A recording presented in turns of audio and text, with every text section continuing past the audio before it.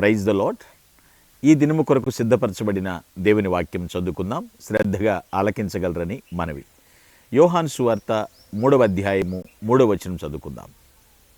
అందుకు యేసు, అతనితో ఒకడు కొత్తగా జన్మించితేనే కానీ అతడు దేవుని రాజ్యమును చూడలేడని మీతో నిశ్చయముగా చెబుతున్నానని. ప్రభునందు ప్రియులారా, ముందుగా మీకు హృదయపూర్వక వందనములు తెలియచేస్తున్నాను. సన్హెరీదు మహాసభ సభ్యుడిగా పేరుగాంచినవాడు, యూదులకు అధికారి అయినటువంటి నికోడెమస్ రాత్రిపూట ప్రభు దగ్గరికి వచ్చి అడుగుతున్నటువంటి మాట, నిత్య జీవానికి నేను వారసుని అవ్వాలంటే ఏం చేయాలని అడిగితే ప్రభు చెప్తున్నాడు, మళ్ళీ పుట్టాలి. అదేంటి?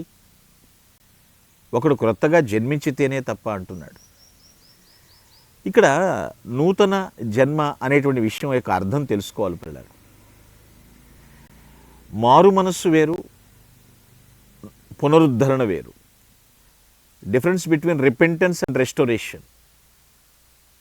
మార్పిడి వేరు, పునరుద్ధరించబట్టు. ఈ రెండు కూడా విడదీయ రానివి. మారు మనస్సు, పునరుద్ధరణ రెండు విడదీయరానివి. మార్పు అనేది అంటే అర్థం ఏంటంటే పాపము నుండి క్రీస్తు వైపుకి తిరగడం, అది మార్పు.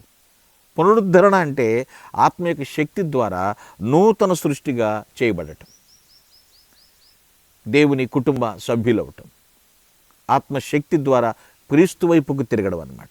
పునరుద్ధరణ చేయటం, నూతన జన్మం. ఇదేం చేస్తుందంటే ఈ నూతన జన్మ మనల్ని దేవుని కుటుంబంలోనికి, దేవుని కుమారుని రాజ్యంలోనికి తీసుకొచ్చేటువంటి సాధనం.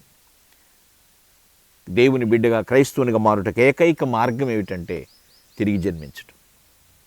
అదే నికోదేముకు చెప్తున్నాడు. నూతన జన్మము పరిశుద్ధాత్మ శక్తి ద్వారా పుట్టటం. ఇది అర్థం చేసుకోవాలి. క్రొత్త జన్మ రక్షణకు పర్యవసానంగా పరలోకమునకు ద్వారబంధం ఏమిటి అనేటువంటిదంటే ఈ సత్యం మనం గ్రహించాలి. ద్వారబంధం పరలోకానికి, ఇది మనం తెలుసుకున్నామా? పునర్జన్మ అంటే ఏంటి?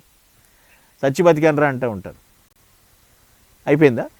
అంటే యాక్సిడెంట్ నుంచి చావులో అంచుల దాకా వెళ్ళి చూసి వచ్చారంటారు. కానీ ఇక్కడ బైబిల్ భాష ఏమిటంటే పునర్జన్మ అంటే నూతన జన్మ, తిరిగి జన్మించుట, రెండవ జన్మ, నూతన సృష్టి. పునరుద్ధరణ అనేది పిల్లరా నూతన సృష్టి లేదా నవీన స్వభావం అని పిలువబడేటువంటి మనిషిలోని నూతన జీవం యొక్క పరిశుద్ధాత్మ కలగజేసిన సృష్టి అండి అది. ఇది మార్పు. ఆత్మదేవుడు పాపం నుండి ఒప్పించిన తర్వాత చాలా రోజులు కూడా జరగవచ్చింది. ఒప్పుదల జరిగిన తర్వాత, మారుమనసు వచ్చిన తర్వాత పునరుద్ధరణ అనేది కొన్ని వారాల పాటు పట్టచ్చు, కొన్ని నెలల పాటు పట్టచ్చు, కొన్ని సంవత్సరాల పాటు పట్టచ్చు. ఎట్ అయినప్పటికీ కూడా నిజమైన జననం అనేది పిల్లరా ఒక సెకండ్లో జరుగుతుంది. ఎందుకంటే చీకట్లోంచి వెలుగులోకి రావడం సడన్లీ. నీ జీవితంలో మారుమనసు దగ్గర అయిపోయావేమో. నీ జీవితంలో పునరుద్ధరణ జరిగిందా? దేవుని రాజ్య వారసులుగా జీవిస్తున్నామా? ఈ భూమి మీద దేవుని కుటుంబ సభ్యుడిగా జీవించగలుగుతున్నామా? నీ జీవితంలో రెండవ పుట్టినరోజు అంటూ ఉందా?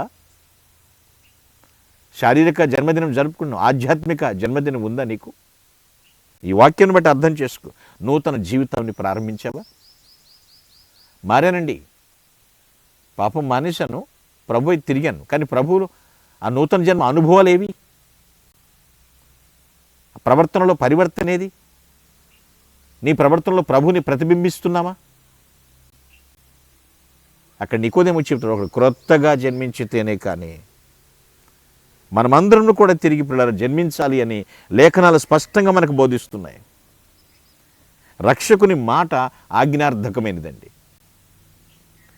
దీనికి మినహాయింపులు ఏమి లేవు. ఏమండి, రక్షకునికి వెలుపల ఈ నియమానికి ఏదన్నా ఎగ్జామిషన్స్ ఉన్నాయా?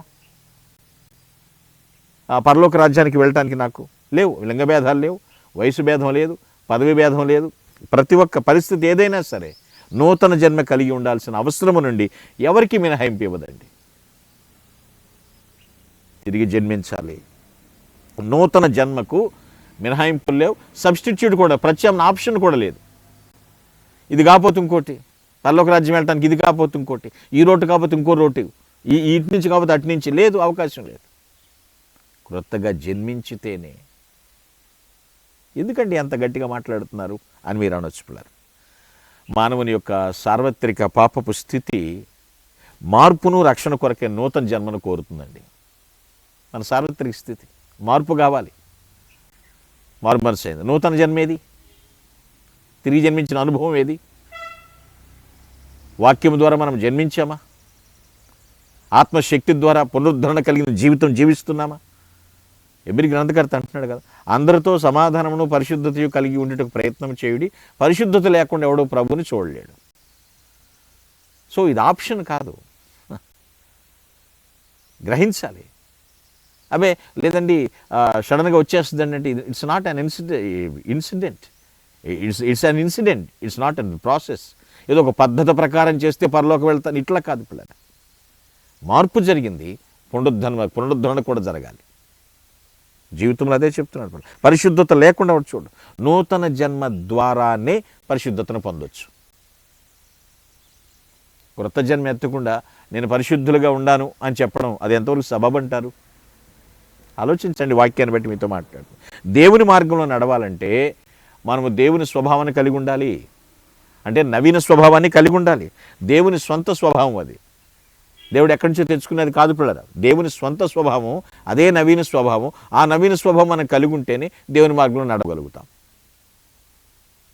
మనము మారు మనసు పొందితే సరిపోలేదు, నూతన జన్మ అనుభవం కూడా మనకు, పునరుద్ధరణ కూడా అవసరం. అంటే రిపెంటెన్స్ మాత్రమే కాదు, రెస్టోరెన్స్ కూడా కావాలి. మరలా పుట్టాలంటే మరలా పుట్టాలి అని చెప్తున్నాడు.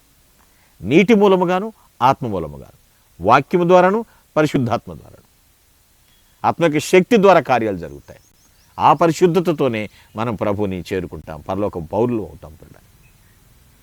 అటు నూతన జన్మ అనుభవంతో జీవిస్తూ దేవుని నామమును ఘనపరచుదుము గాక. ఆమేన్. చిన్న ప్రార్థన చేస్తాను. ప్లీజ్ అలా క్లోజ్ యువర్ ఐస్. పరిశుద్ధుడా, ప్రేమ కలిగే తండ్రి, నీకు వందనములు. కేవలము మారు మనసు పొందాము, మారిపోయామని చెప్పుకునే వారు చాలామంది ఉన్నారు నాయన. నూతన జన్మ అనుభవాలు కనపడాలి తండ్రి. పరలోక రాజ్యానికి మేము అర్హులము కావాలి. వాక్యమునికి విలువనిస్తూ, ఆత్మకి శక్తిని అనుభవిస్తూ నీ నామమునకు మహిమకరంగా జీవించమని మేము కోరుకుంటున్నాం.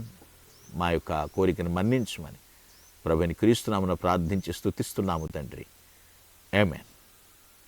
Glory to God. Thank you one and all. May God bless you.